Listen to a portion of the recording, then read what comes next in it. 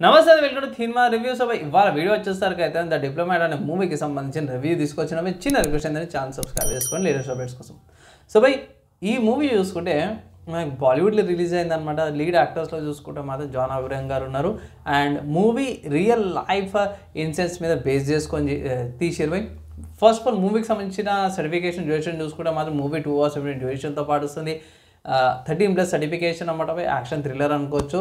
ఇది real life base చేసుకొని తీసిన మూవీ. ఏంది అసలు అంటే మన ఇండియాలో ఒక అమ్మాయి ఏదైతే ఉందో బై లవ్ అనేసి ప్రేమ అనేసి పాకిస్తాన్కి వెళ్తుంది. అక్కడ ఆమెకి మన బాధపడ్డది, ఏమైనా కష్టాలు పడ్డది అనే దాని మీద ఈ మూవీ.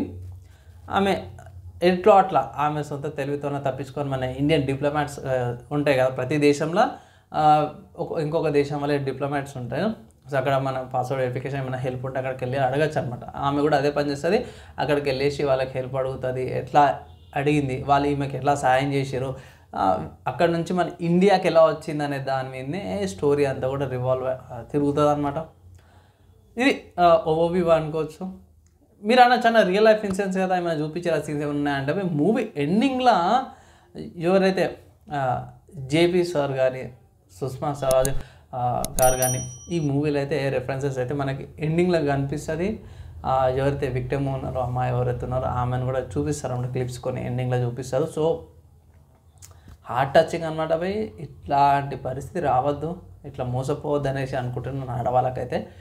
మూవీ మాత్రం పక్కా చూడాల్సిన మూవీ. బై స్టోరీ పరంగా, స్క్రీన్ ప్లే పరంగా, డైరెక్షన్ పరంగా చాలా బాగా చేశారు. నాకు అసలు జాన్ అబ్రహం గారు అంటే మోస్ట్లీ యాక్షన్ సీన్స్కి ఫైట్ సీన్స్కి అన్నట్టే ఉంటారు.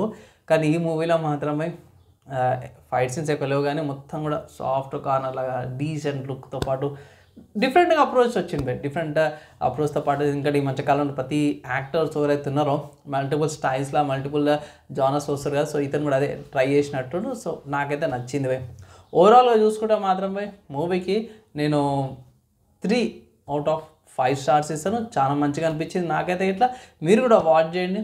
ఒక మంచి మెసేజ్ ఓరియంటెడ్ మూవీలా కూడా అనిపించింది నాకైతే. ఇట్లాంటి తప్పులు మీరు కూడా చేయొద్దు అనేది అలాగే చేయించారు అనమాట.